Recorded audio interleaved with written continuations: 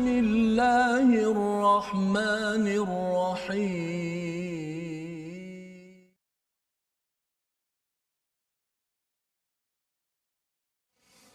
Qul law anna 'indi ma tasta'jiluna bihi laqudiyal amru baini wa bainakum wallahu a'lamu bizzalimin. Sadaqallah.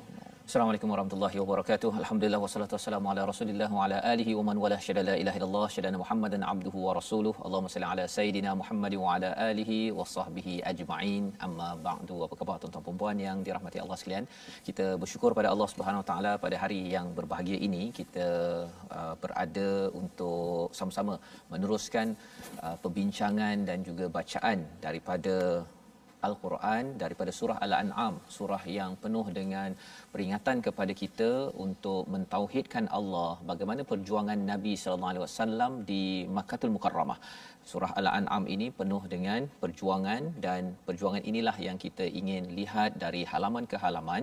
Pada hari ini kita pada halaman 134 bersama dengan Ustaz Tirmizi Ali. Apa khabar Ustaz? Baik, alhamdulillah. Alhamdulillah Ustaz ya. Kita surah Al-An'am masih lagi. Allah. Kita semangat surah Al-An'am ini amat menarik disebabkan mungkin ada yang merasakan ya, saya sendiri pun merasakan surah Al-Baqarah itu panjang, surah An-Nisa ataupun surah Ali Imran itu panjang, nampak sukar.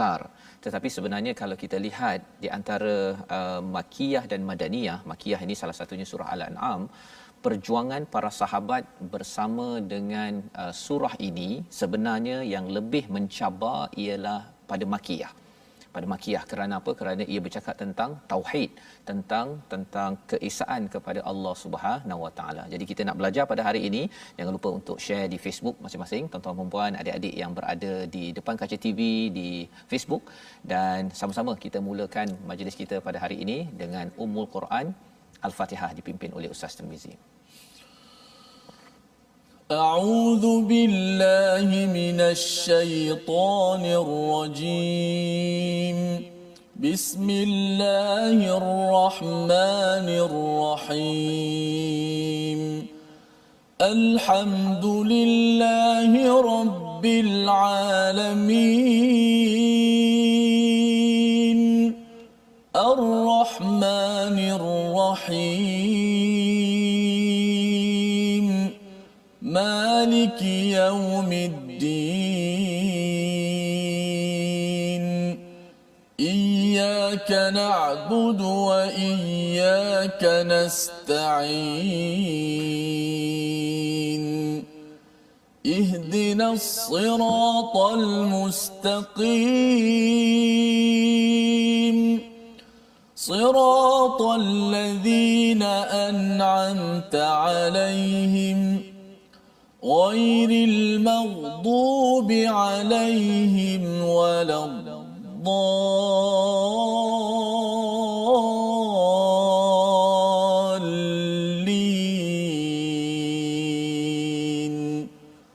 آمين.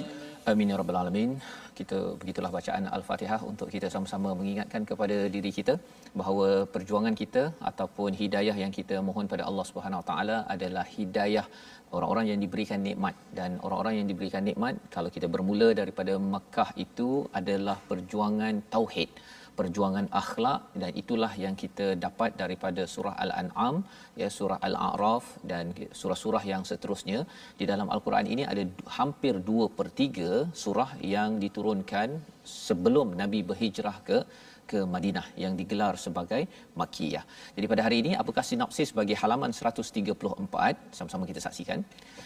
Pada ayat 53 Allah menceritakan tentang ujian orang miskin pada orang kaya ya. Ini adalah satu perkara yang kita akan perhatikan. Ia ada kaitan dengan cara kita melihat miskin dan kaya, ada kaitan dengan ketauhidan kepada Allah Subhanahu Wa Taala. Diteruskan pada ayat 54 hingga 55 antara bentuk kasih sayang Allah kepada hamba-Nya yang Allah akan nyatakan salah satu perkara bagaimana menyikapi dalam hidup kita kepada orang-orang yang mempunyai iman, ya. Dan seterusnya pada ayat 56 mencegah debat antara nabi dengan orang musyrik, ya. Itu yang kita akan lihat macam mana Allah memimpin kepada Nabi Muhammad sallallahu alaihi wasallam. Dan ayat 59 kunci mengenai perkara ghaib serta alam semesta ada hanya kepada Allah Subhanahu wa taala. Jadi ini adalah sinopsis pada hari ini, dan mari kita baca daripada ayat 53 hingga 56 pada bahagian pertama ini, insya-Allah. Baik, terima kasih Fadil Ustaz Fazrul, sidang penonton, sahabat-sahabat Al-Quran, muslimin muslimat yang saya kasihi sekalian. Alhamdulillah, syukur kita panjatkan ke hadrat Allah Subhanahu Wa Taala dengan izin dan limpah kurnia-Nya dapat sama-sama kita berada di surah Al-An'am muka surat ke-134 hari ini. Tidak lain tidak bukan kita mengharapkan keredaan Allah Subhanahu Wa Taala, meredai kita semua dan meredai amalan-amalan soleh yang kita lakukan, insya-Allah. Moga-moga ia dikategori sebagai amalan soleh, insya-Allah. Baik, kita akan bacakan daripada ayat yang ke-53 hingga 56 terlebih dahulu. Surah Al-An'am, satu ayat muka surat 134. Jom sama-sama kita baca. A'udzu billahi minasyaitonir rajim. وكذلك فتنا بعضهم ببعض ليقولوا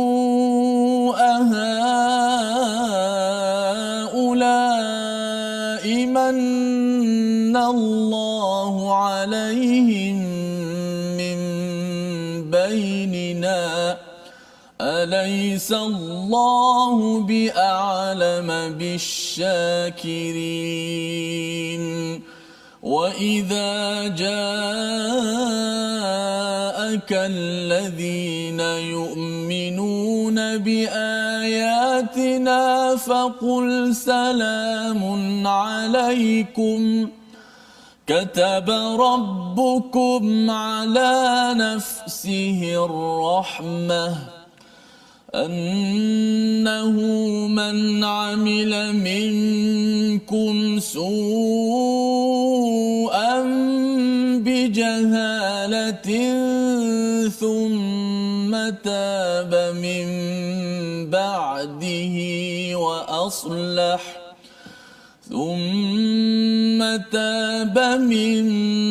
بعده وأصلح فأنه غفور رحيم وكذلك نفصل الآيات ولتستبين سبيل المجرمين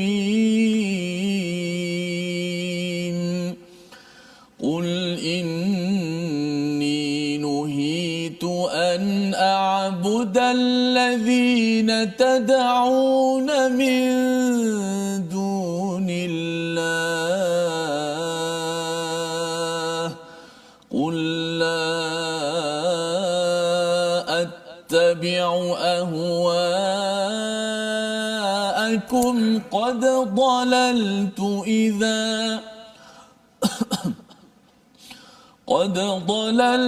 إذا وما أنا من المهتدين صدق الله. Surah Al-Azim, gitulah bacaan daripada ayat 53 hingga 56. Surah Makkiyah ini banyak menceritakan tentang iman, dan apakah peranan peranan iman dalam kehidupan kita, tuan-tuan sekalian, ialah bila kita membaca surah-surah Makkiyah yang banyak berkaitan dengan iman ini, ia menguatkan motivasi kita, ia menguatkan semangat kita. Dan inilah yang Allah nyatakan pada ayat 53, demikianlah kami telah menguji sebahagian daripada mereka dengan sebahagian yang lain agar mereka berkata, orang-orang seperti inikah di antara kita yang diberi anugerah oleh Allah Subhanahu Wa Taala. Apa yang berlaku di Mekah itu, ini kalau kita perasan surah Al-An'am ini turun sekitar tahun 11-12 kenabian Nabi. Jadi ini adalah di fasa hujung Nabi, komplot dibuat oleh musyrik untuk menghapuskan Nabi Muhammad sallallahu alaihi wasallam, menghapuskan sahabat. Dan ini zaman yang amat dahsyat, penuh dengan tragedi. Dan apakah yang berlaku? Mereka merasakan bahawa orang-orang Islam ini adalah orang-orang yang tidak kelas, tidak setara dengan mereka.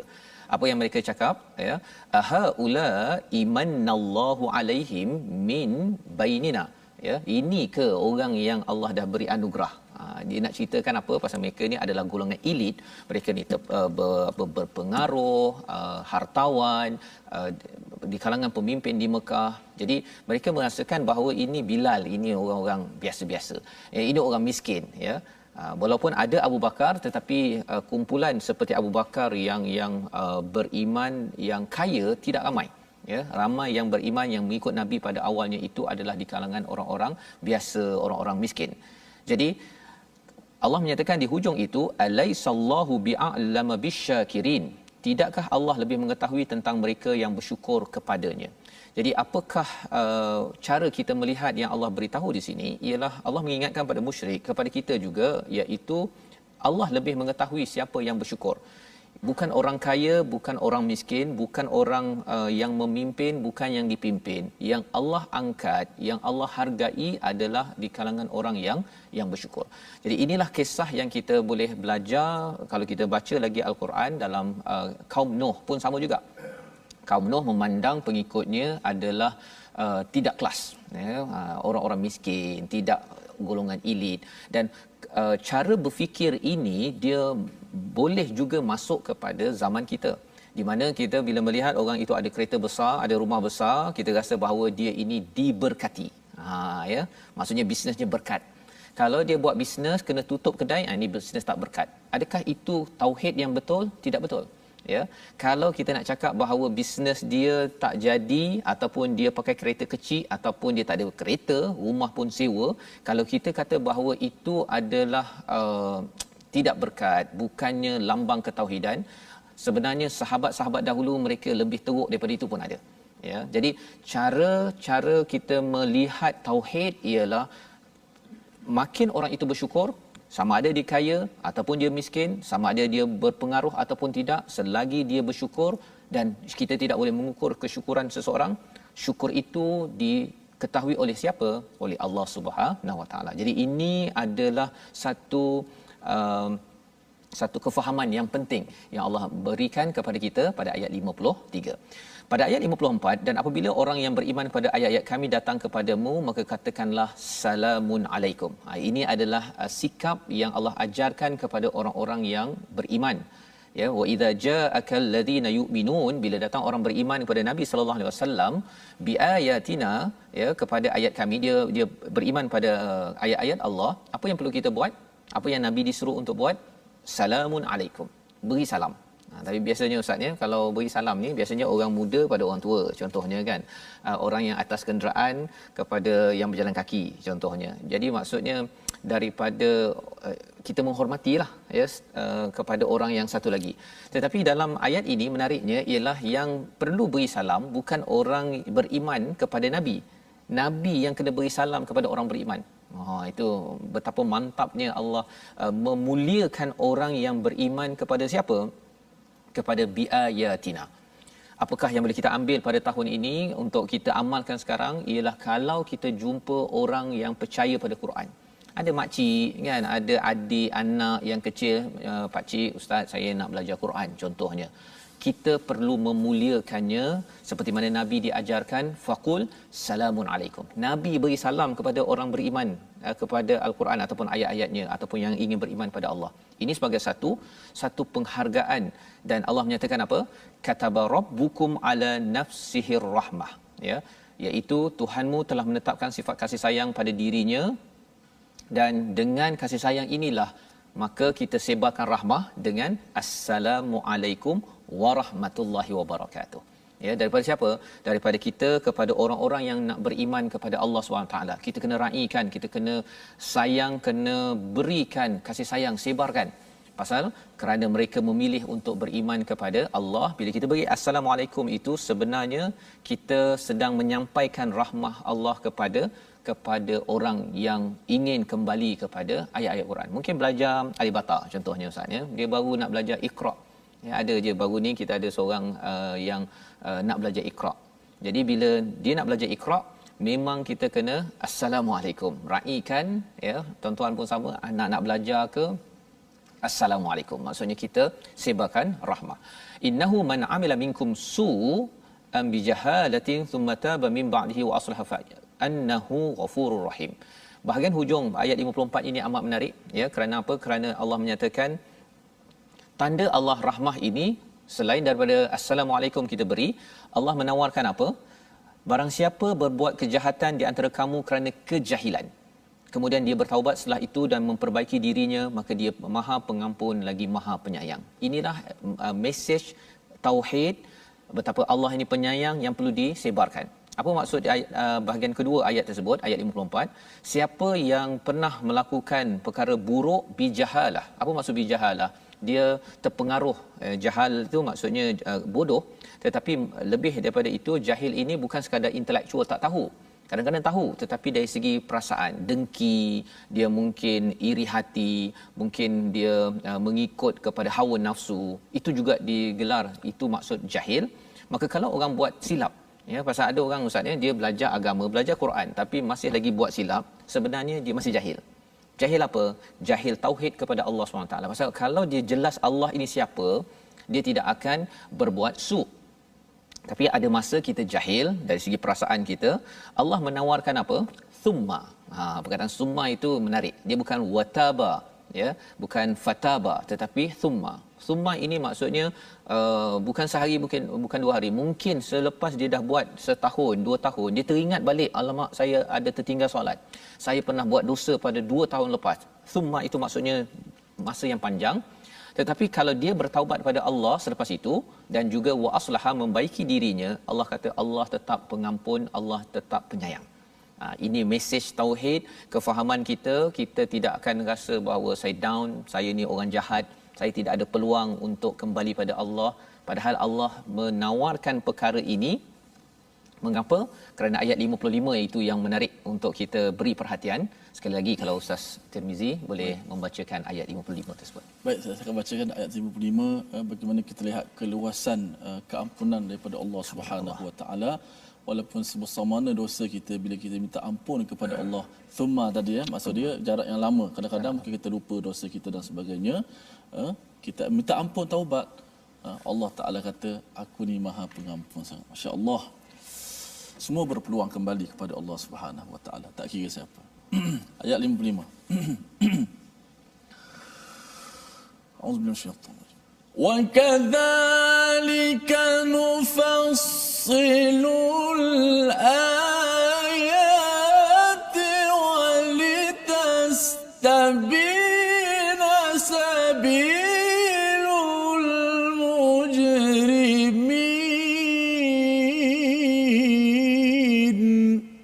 Sadaqallahu Sadaqallahul Azim. Dan demikianlah kami terangkan ayat-ayat Al-Quran agar terlihat jelas jalan orang yang soleh dan agar terlihat jelas pula jalan orang-orang yang berdosa. Jadi Allah menerangkan tadi beberapa perkara ya. Salah satunya pada ayat 54 itu tentang sikap apabila kita berhadapan dengan orang-orang yang beriman pada Allah SWT, kita perlu muliakan.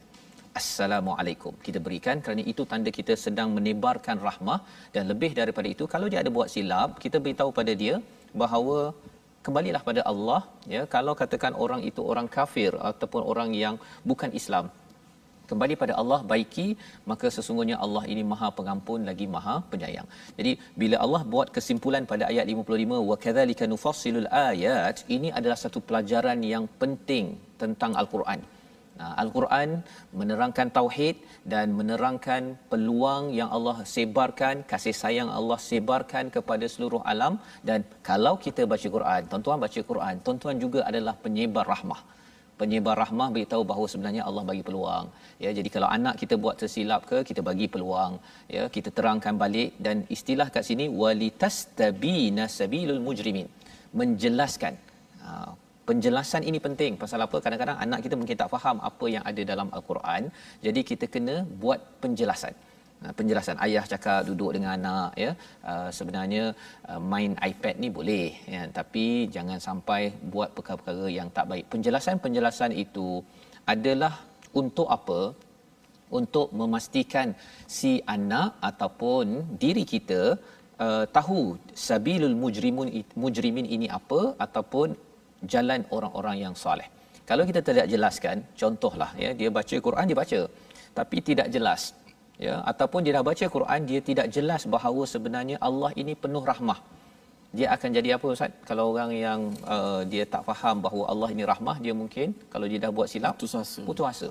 Ya, lepas tu ada pula orang lain cakap engkau ni memang jahat, pelesit apa sebagainya. Confirm neraka kata dia. Confirm neraka kalau cakap begitu. Memang kalau dia dah masuk penjara ke, dia dah buat silap ke. Saya ingat ada kisah apa, hadis yang bunuh 100 orang. Bunuh 100 orang. Yang ke-99 ditanya seorang lagi kan, mungkin orang alim ni mungkin dia tak dia jawapan itu ya ahli ibadah itu yang Allah tak terima dah kamu dosa banyak sangat ya. Sekali dengan dia kena bunuh sekali kena bunuh.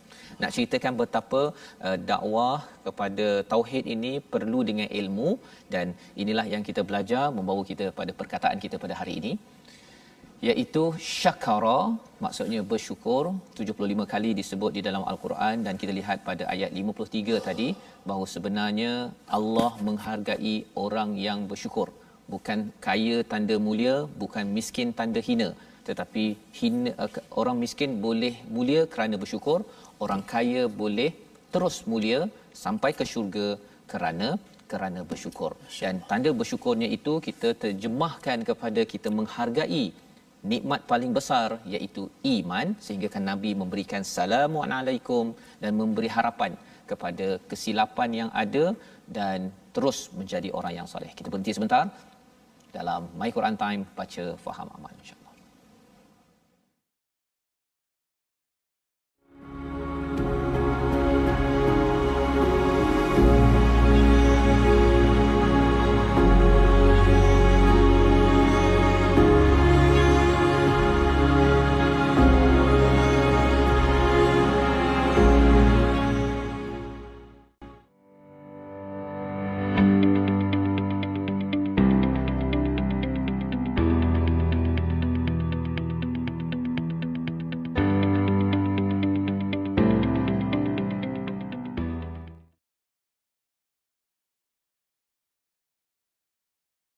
Kata para ulama, orang-orang yang bersyukur itu ia seolah-olah sedang mengikat nikmat yang sedia ada dan memburu pula nikmat yang akan datang.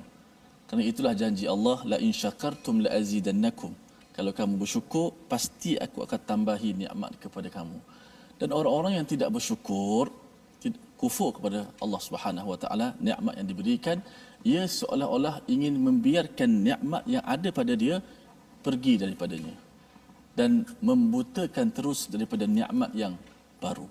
Maka marilah sama-sama kita sentiasa bersyukur kepada Allah Subhanahu Wa Taala, sebagaimana yang telah dikupas oleh Ustaz Fazrul. Orang miskin bersyukur, orang kaya bersyukur, majikan bersyukur, pekerja bersyukur, dan keluarga kita terus bersyukur. Bila sebut pasal syukur ni, saya teringat lagu Raihan tu, syukur-syukur tu. Tapi ya? Kalau Ustaz Tarmizi dia dah okay, saya minta dia nyanyi dah. Tapi kalau saya nyanyi takut orang tidur pula sombang. Syukur ya Allah, dia katakan. Syukur itu banyak caranya. Betul. Antaranya taat beribadat pada Allah. Makin syukur makin kuat taat kepada Allah. Itu antara baca Quran ini sebenarnya tanda syukur Ustaz. Allah berikan anugerah besar dan kita buka hadiah ini setiap hari. Tengok macam orang bagi hadiah lah Ustaz. Orang bagi hadiah, kita buka setiap hari kan. Pasal apa? Pasal ia amat berharga dalam hidup kita. Baik. Penonton-penonton sekalian, saya nak ambil sedikit tajwid pada hari ini. Hari ini sifat yang terakhir adalah sifat-sifat huruf ataupun sifat tunggal, iaitu sifat istitalah. Mungkin jarang kita tengok istitalah. Bahasanya maksudnya memanjang. Apa yang panjang tu? Istilahnya ialah yang dimaksudkan dengan memanjang ataupun istitalah ni, makhraj hurufnya berpanjangan di bahagian tepi lidah hingga ke makhraj lam. Huruf ni satu saja, huruf dad. Bila sebut huruf dad ni memanglah antara huruf yang paling susah. Ini bukan nak menakut-nakutkan sahabat-sahabat Al-Quran ya, tapi memang huruf dha ni tak ada dalam bahasa lain, tidak ada dalam bangsa lain, hanya ada bahasa Arab. Lughatuna lughatud dha, bahasa kami adalah bahasa huruf dha. Jadi saya tak nafikan bukan mudah untuk menyebut huruf dha. Cuma saya boleh bagi panduan begini kepada sahabat-sahabat Al-Quran sekian. Bila sebut dad, da, du, di, ad, walad, dallin. Okey. Bila sebut dad, saya cadangkan kepada penonton-penonton, jangan kita sebut dad bunyinya bunyi seperti yang pertama bunyi huruf ta. Ada orang sebut dad dengan ta, kan? Walad ta, bunyi dallin pula, tak boleh ta. Yang pertama. Yang kedua, jangan bunyikan dad bunyinya seakan ataupun seperti huruf dha. Huruf dha. Ada sebahagian menyebut waladha pula huruf dha. Jangan. Dan yang ketiga, jangan menyebut dad bunyinya seakan-akan huruf dal yang ditebalkan. Dalun mufakhamah. Dal yang ditebalkan ni tidak ada dalam bahasa Arab. Tak ada huruf da, orang baca da. Tapi ramai juga di kalangan masyarakat kita, bila saya test talaki anak-anak murid saya yang belajar secara online ni, bila sebut dad ni disebut waladdo. Waladdo. Dia ambil dal yang ditebalkan. Sebab apa disebut waladdo? Kerana dia hanya memfokuskan dad itu pada hujung lidah. Dia hanya letak hujung lidah saja di langit. Jadilah dia waladdo. Jangan sebut dad seperti ta. Saya ulang, seperti ta, dan jangan sebut dad seperti dha, dan jangan sebut dad seperti huruf dal yang tebal. Dad dia adalah makhrajnya adalah bahagian tepi lidah yang diangkat ke gerhang atas. Okey, huruf dad. Ad, da, du, di. Kita lihat sikit contoh. Contoh di slide kita. Huruf dad. Wa dhalla anhum وَكَذَلِكَ فَتَنَّا بَعْضَهُمْ بِبَعْضٍ. Dalam surah yang kita baca ni, ayat 53 tu. بَعْضَهُمْ بِبَعْضٍ. Kemudian ayat yang ke-56 tu, di hujung tu, قَدْ ضَلَلْتُ إِذَا قَدْ ضَلَلْ. Hati-hati kalau ada dal yang mesti kita izharkan, matikan dal tu, qalqalah. Jangan qad dalal, jangan masukkan dal dalam dad. Dal itu kena matikan. Qad qalqalah yang telah kita belajar kan. Qad dalaltu idza. Yang terakhir ad'afan mudha'afah. Ad'afan mudha'afah. Ad'afan mudha'afah.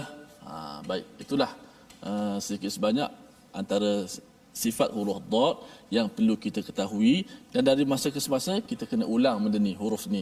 Kerana huruf ni kalau kita tidak latihkan lidah kita, makin lama makin payah kita nak menyebut dengan tepat huruf tersebut. Selamat kita beramal insya-Allah. Okay, alhamdulillah, terima kasih diucapkan pada Ustaz Tirmizi berbincang huruf dad Ustaz ya. Salah satu-satunya bahasa yang ada huruf dad ya, sehingga kan digelar sebagai lughatud dad ya. Ketika saya belajar dulu pergi ke Mesir kan, daripada US tu pergi sampai sana, cikgu tu awal-awal lagi dah perkenalkan, okey, ini adalah lughatud dad kan ya, sesuatu yang amat istimewa. Dan malah dia kata sebutan dad ini pun dia ada, kalau orang Arab yang betul tu cara sebutnya itu yang kita sedang belajar sekarang, belum habis lagi ya, kita akan sambung lagi lah ya untuk pastikan sebutan itu betul-betul pasal orang Arab sahaja yang mempunyai cara sebutan yang original yang kita sedang belajar sekarang ini ya. Baik. Kita teruskan pada hari ini, kita melihat kepada ayat 57 hingga ayat 59. Sebelum itu pada ayat 56 tadi kita belum lagi berbincang ya, apakah maksudnya qul inni nuhitu an a'budallazi natad'una min dunillah ya. Katakanlah ya, sebagaimana yang kita maklum dalam surah Al-An'am ini banyak kali Allah mengulang-ulang perkataan qul. Satu, qul itu untuk siapa? Kita sampaikan kepada orang ramai. Tapi sebelum kita sampaikan, kita mengajak orang ya, Nabi diajar untuk mengajak kepada orang-orang di Mekah itu, untuk diri sendiri. Ya, kerana kita bila cakap pada diri, sesungguhnya aku dilarang untuk beribadah kepada Tuhan ataupun aku tidak akan mengikuti, ya, aku dilarang menyembah Tuhan yang kamu sembah selain Allah. Bila kita cakap pada diri kita, kita yakin bahawa aku tidak akan menyembah selain daripada Allah SWT. Mengapa? Kerana kita dah belajar tadi. Kita dah belajar Allah ini suka orang bersyukur. Allah ini mempunyai rahmah yang luas. Allah Maha Pengampun. Best kan? Amat menarik bila kita bertauhidkan kepada Allah SWT. Tetapi kalau kita menyembah selain daripada Allah, ya, berhala-berhala, dia tidak boleh buat apa-apa. Dia tidak ada rahmah, dia tidak mengampunkan kerana dia tak ada apa-apa. Jadi di sini kita tahu dah bahawa qul la attabi'u ahwa'akum qad dalaltu idzan wa ma ana minal muhtadin. Aku tidak akan mengikut pada hawa nafsu. Pasal hawa nafsu itu dia menyebabkan seseorang itu gelap, ya, tidak mendapat hidayah bahawa Allah ini penyayang, Allah ni mengampun, Allah ni berkuasa. Kalau kita ikut nafsu, macam kita patah balik. Jadi kita nak lihat seterusnya pada ayat 57 hingga 59, apakah lagi cara Allah menekankan tauhid dalam hidup kita. Silakan Ustaz. Baik, terima kasih Pak Zul. Kita baca terus ayat 57 hingga 59, bagaimana Allah Taala menekankan tauhid kepada kita dan mengajar kepada kita supaya kita jangan lawan akan kebenaran ini kalau kita tak nak binasa. Ini Al-Quran adalah satu kitab yang benar, al-haq, kerana ia datang daripada Allah Subhanahu Wa Taala. Jom kita sama-sama baca dengan lagu Nahawan. أعوذ بالله من الشيطان الرجيم قل إني على بينة من ربي وكذبتم به ما عندي ما تستعجلون به إن الحكم إلا لله إن الحكم إلا لله يقص الحق وهو خير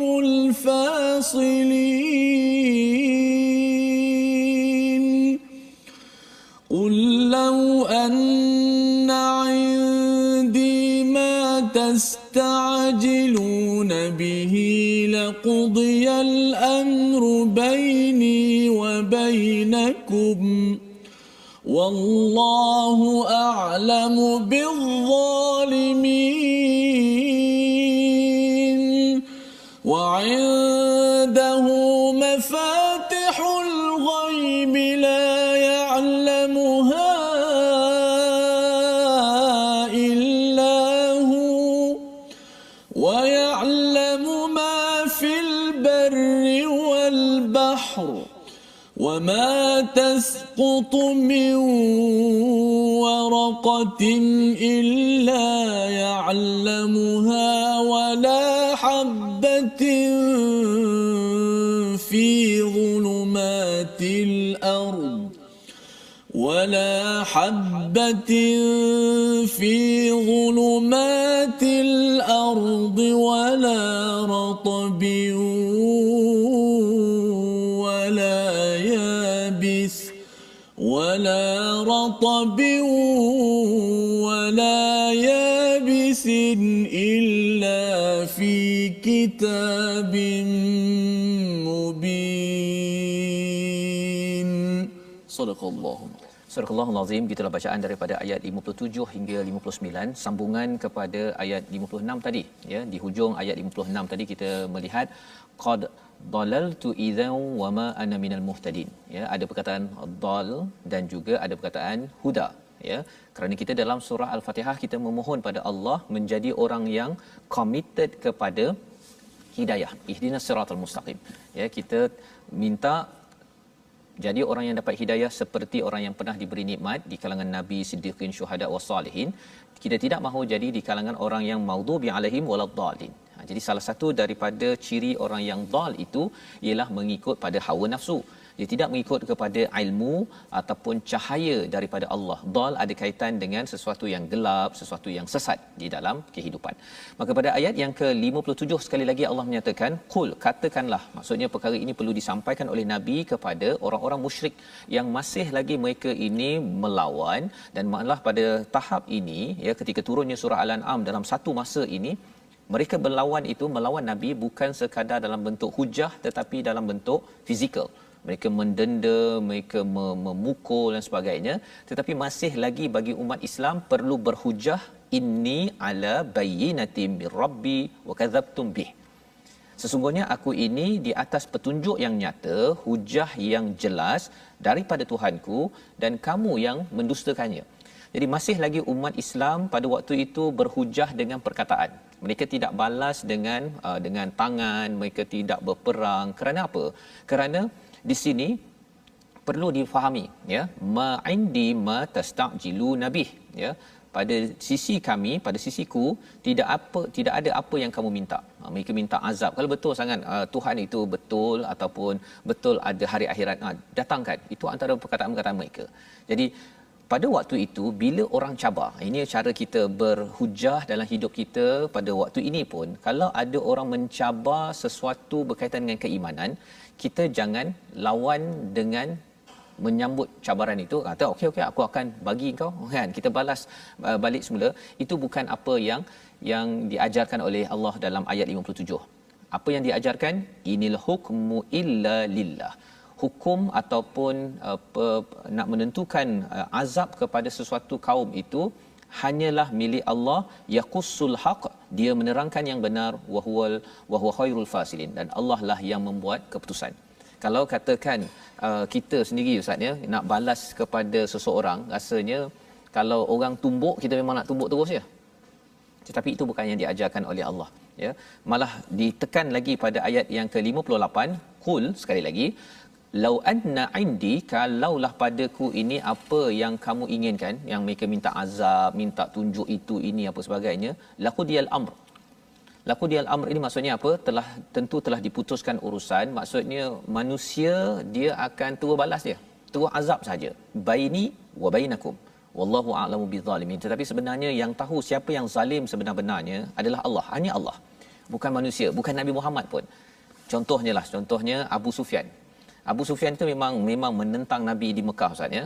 Tetapi Allah tak bagi dia. Allah bagi peluang lagi tadi yang Allah cakap tadi. Allah ni Maha Penyayang, summa taba min ba'dihi wa aslaha fa innahu ghafurur rahim, ayat 54. Jadi Allah yang Maha Rahmah bagi peluang pada Abu Sufyan, bagi peluang, dan rupanya ketika peristiwa Fathu Mekah, ketika Nabi dah patah balik ke Mekah itu, Abu Sufyan adalah orang yang masuk Islam, dan siapa yang berlindung di rumah Abu Sufyan akan selamat. Itu perkataan Nabi sallallahu alaihi wasallam. Cuba bayangkanlah kalau katakan sahabat ada yang dapat kekuasaan untuk balas kepada orang musyrik ya, sudah tentu rasanya Mekah tu tak ada ustaz.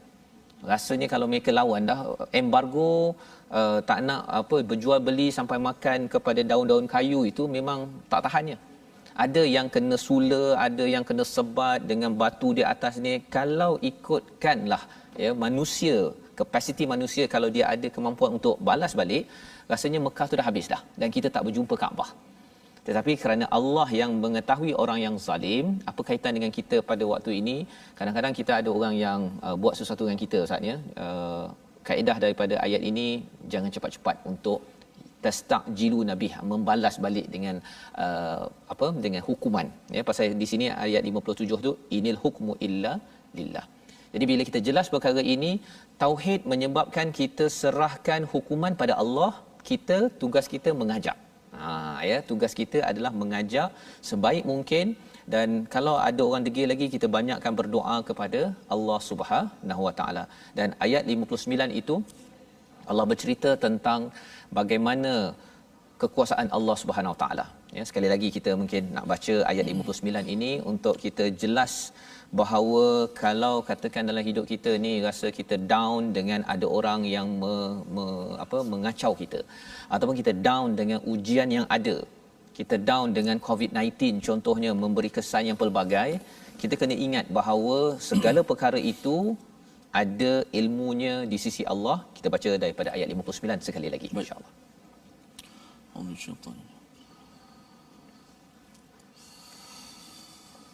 Wa 'indahu mafatihul ghaib la ya'lamuha illa huwa wa ya'lamu ma fil barri wal bahri wa ma tasqutu min waraqatin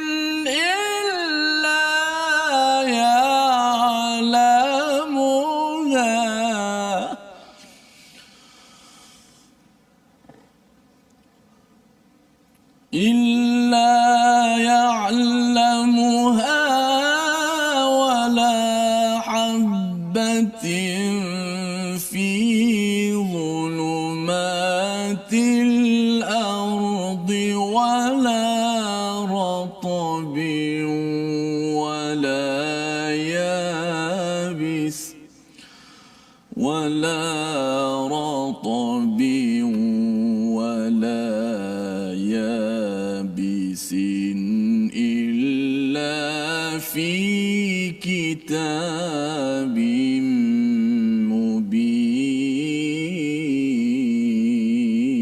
مبين صدق الله. Surah Al-Azim ayat 59. Dan kunci-kunci semua perkara ghaib ada padanya. Itu adalah permulaan Allah menyatakan segala-gala, ya, mafatihul ghaib, ya, kunci-kunci kepada ghaib itu ilmunya hanya pada Allah Subhanahu Wa Taala. Apa kepentingan kita mengetahui perkara ini? Kita tahu kalau katakan Allah yang memegang kunci-kunci ini, maksudnya Allah lah yang menguasai segala-galanya. Allah lah yang berkuasa, kerana Allah mengetahui. Ya, bila kita tak tahu, kita tidak berkuasa, kan?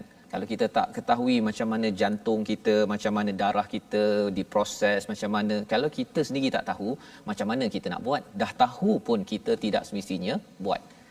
Jadi di sini Allah menyatakan wa indahu mafatihul ghaibi illa ya'lamuha illahu wa ya'lamu ma fil barri wal bahr. Allah mengetahui apa yang di darat, apa yang di laut. Jadi ini ada di darat ada ilmu, ya, yang Allah tahu. Dan kalau kita tahu sedikit saja ilmu darat ini, menyebabkan kita boleh buat macam-macam. Ilmu untuk buat bangunan, ilmu geologi, ilmu tentang apa? Tentang sejarah, semua itu yang berlaku di darat. Wal bahr ini adalah berlaku di lautan. Dalam, kalau orang tahu sikit je ilmu tentang lautan, boleh menyelam untuk mengambil pelbagai khazanah yang ada, tetapi itu baru sedikit. Dengan tahunya bahr ini menyebabkan orang terjun ke dalam dan tahu dekat mana nak ambil petroleum contohnya Ustaz, ya. Itu menjadi sumber kekayaan kepada sesebuah syarikat contohnya. Wa ma tasqutu, dan tidak jatuh daripada waraqah, sehelai daun, illa ya'lamuha. Masya-Allah. Ya, walaupun satu daun. Nah, ya, mungkin kita rasa macam daun jatuh buat apa? Kan? Sebenarnya bila daun jatuh itu itu lambang kepada apa? Lambang kepada musim yang berbeza. Kalau kita berada di tempat 4 musim Ustaz, ya. Tapi kalau kita di dalam di Malaysia contohnya, warakah yang jatuh ini tanda bahawa mungkin pokok itu terlampau panas, ataupun itu tandanya bahawa ia sudah tua. Dan semua itu bagi sesetengah individu, dia dapat daun jatuh, daripada daun saja boleh buat biofuel, boleh buat ganti kepada petroleum, ya. Jadi bagi orang yang tengok sahaja daun jatuh tak ada makna, tapi bila dia tengok daun ini boleh jadi sumber kepada kekayaan, sebenarnya semua itu adalah milik daripada Allah SWT. Wala habbatin fi zulumatil ard, tidak ada sebutir pun dalam gelap malam di atas darat, juga diketahui oleh Allah SWT. Wala ratbin, sesuatu yang basah, wala yabisin, sesuatu yang kering. Mungkin ada yang kata apa pentingnya basah dengan kering, kan? Tapi kalau katakan buah contohnya Ustaz, ya, kalau dia dah kering kat atas pokok, bila dia jatuh saja, lepas tu dia boleh menghasilkan pokok yang seterusnya. Kalau katakan yang basah, boleh buah mangga boleh makan. Contohnya. Jadi semua itu bagi orang yang betul-betul perhatikan, tuan-tuan, adik-adik ataupun yang belajar universiti, profesor, ambil masa untuk lihat satu-satu perkataan ini. Kerana apa? Kerana ia adalah suatu perkara untuk kebahagiaan kita di dunia ini, tetapi lebih daripada itu Allah kata illa fi kitabim mubin, ia akan dicatat ya di kitabim mubin, dan ia memberi kesan kepada ketauhidan kita. Adakah dengan kita lihat benda tu kita rasakan bertambah iman, ataupun kita rasakan bahawa ia tidak ada apa-apa. Jadi kita doa pada Allah Subhanahu Wa Taala kita dapat mengambil manfaat semua perkara ini. Situasi yang kita ingin lihat daripada halaman 134 kita saksikan, iaitu bagaimana tuan-tuan membaca al-Quran ya dengan Quran Time ini sebenarnya menyebabkan kita dapat memahami. Kita tak terkejut. Tak terkejut seperti gambar kiri kanan atas yang tepi-tepi tu ya, pasal yang tepi-tepi itu adalah kesan bila seseorang itu tidak memahami fasal pelajaran-pelajaran yang ada di dalam al-Quran. Tetapi kalau kita faham al-Quran, kesannya ialah kita relax, kita tenang bahawa sebenarnya semua kuasa adalah milik daripada Allah SWT. Membawa pada resolusi kita bersyukur dengan apa yang ada, sama ada miskin ataupun kaya. Yang kedua, segera bertaubat apabila membuat kesilapan ataupun kesilapan dosa. Dan tiga, tidak kompromi dalam hal yang menyentuh bab akidah. Kita doa bersama Ustaz Tirmizi. Bismillahirrahmanirrahim. Alhamdulillahirabbil alamin, wassalatu wassalamu ala asyrafil anbiya'i wal mursalin wa ala alihi wa sahbihi ajma'in. Ya Allah, Tuhan kami, Kau jauhkanlah daripada kami akan kekufuran, Ya Allah. Ya Allah, jauhkanlah kami daripada kami kefakiran yang membinasakan kami, Ya Allah. Ya Allah, jadikanlah kami orang-orang yang sentiasa bersyukur, Ya Allah. Tambahkanlah kepada kami nikmat, Ya Allah. Tambahkanlah keberkatan kepada keluarga kami, Ya Allah. Ya Allah, berilah keberkatan kepada bisnes kami, Ya Allah. Ya Allah, berilah keberkatan kepada pekerjaan kami, Ya Allah. Ya Allah, berilah keberkatan kepada zuriat keturunan kami, Ya Allah. Ya Allah, berilah keberkatan kepada ilmu kami, Ya Allah. Berikanlah ilmu yang bermanfaat kepada kami semua, Ya Allah. Amin ya rabbal alamin. Amin ya rabbal alamin. Moga Allah berikan keberkatan kepada kita Ustaz ya, dengan kita selalu bersyukur kepada Allah. Inilah yang kita ingin sebarkan dalam tabung kerakan Al-Quran, membina generasi bersyukur. Bagaimana caranya? Kita membuat program berasaskan Al-Quran. Tuan-tuan boleh menyumbang, menyokong kepada usaha ini. Moga-moga dengan sumbangan tuan-tuan ini akan menyebabkan masyarakat lebih sedar tentang luasnya rahmat Allah dan perlu bergantung memahami Al-Quran. InsyaAllah kita bertemu lagi pada jam 5 petang, pada jam 10 malam dan 6 pagi. Rancangan ini yang dibawakan oleh Mofaz mengharapkan, mendoakan tuan-tuan terus bersama Al-Quran setiap masa. My Quran Time, baca, faham, amal, insyaAllah.